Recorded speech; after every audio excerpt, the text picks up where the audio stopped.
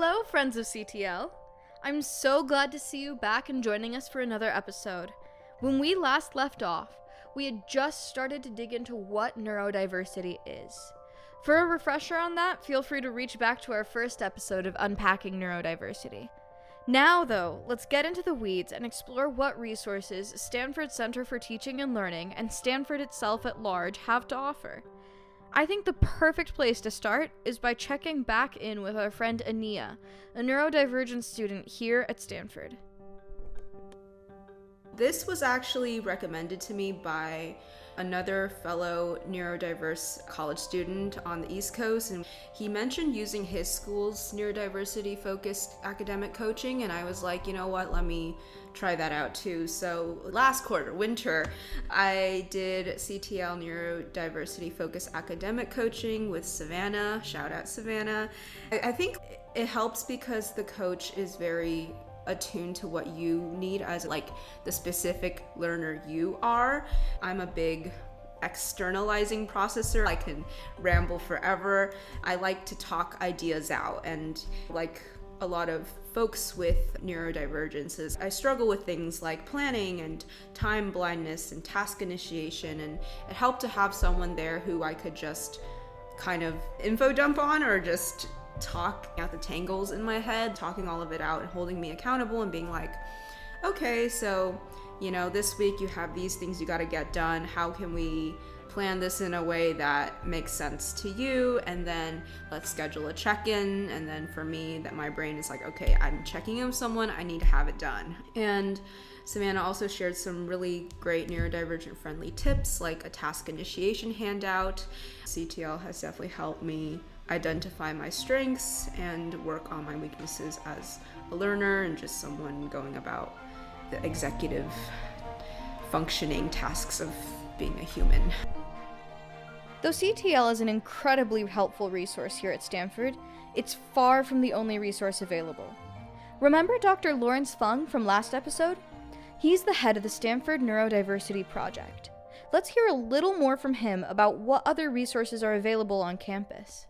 In terms of getting the diagnosis on campus in Vaden, there are child and adolescent psychiatrists that have experience to make diagnosis. The Department of Psychiatry and Behavioral Sciences can also help. In particular, there's an ADHD clinic in our department. We also have a neurodiversity clinic. So the neurodiversity clinic have been making diagnosis for students on the autism spectrum. So that's for autism and ADHD.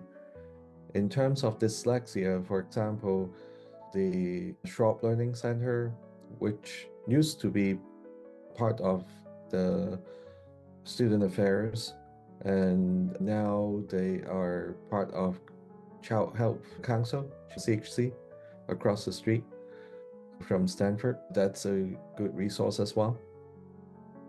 And the Stanford Neurodiversity Project has a lot of materials on our website, and every year we have a large conference that attract several thousand people from all over the world.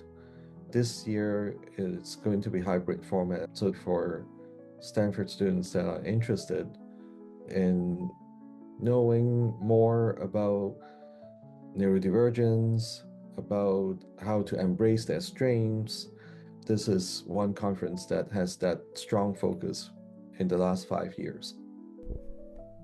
Thank you, Dr. Fung.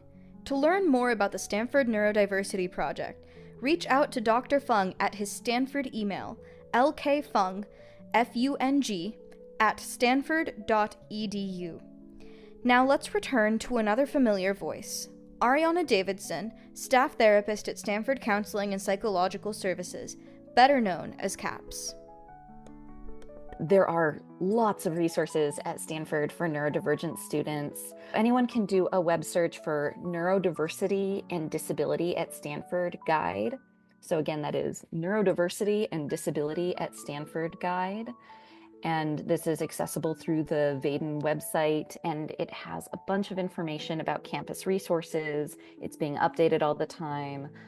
There's collaboration with students to keep the resources current. And there's information about different community support groups on campus, treatment resources for people who are, again, needing something kind of on the more formal end, academic resources. Some of the resources available at CAPS include brief therapy services, psychiatric medication management, referral support for people who are seeking services elsewhere on campus or off campus. There are outreach events and series. So some of the past outreaches we've done have included facilitating discussions at DISCO, which is the disability community space on campus. There's also a group that I run usually about once a quarter for a single session called Journeying While Neurodivergent, and this is at the Queer Student Resource Center. There's also a support group for students who have OCD, if you consider that a neurodivergent condition under kind of a broader definition of neurodivergence. So a lot of resources through CAPS and kind of integrating into the campus community as well. I mentioned the disability community space. They have a place to study or gather. They sometimes host events. The Office of Accessible Education, or OAE, can help students who need formal accommodations relating to a diagnosed condition. And then the Schwab Learning Center offers learning evaluations and academic supports as well. Thank you to Ariana Davidson at CAPS and everyone who gave their time to making this episode happen. I hope everyone learned something new from today's episode. I encourage all of you to get out there and explore these resources yourself. Remember, at the Center for Teaching and Learning and beyond, there are always people out there who care about your well-being and want to be there for you. Till next time, CTL friends. And don't forget to follow at Stanford CTL Student Learning on Instagram to stay up to date with all the latest CTL news. See you later!